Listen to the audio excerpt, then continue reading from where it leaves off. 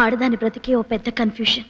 మా నాన్నేమో ఈయనే నా సర్వస్వం అని చెప్పారు, ఈయనేమో నువ్వు నాకొద్దు అంటున్నారు, మీరేమో సంతకం పెట్టేయమంటున్నారు.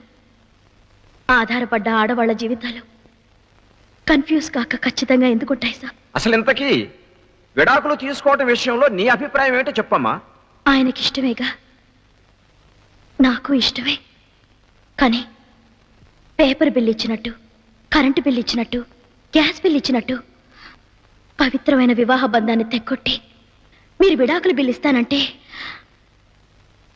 నేను ఒప్పుకోలేను సార్. ఎందుకంటే మిమ్మల్ని అడిగి మేము పెళ్లి చేసుకోలేదు. మా పెద్దోళ్ళు చెబితే గానీ మాకు పెళ్ళైనట్టు మీకు తెలీదు. అలాంటప్పుడు మమ్మల్ని విడదీసే హక్కు మీకెవరిచ్చారు సార్?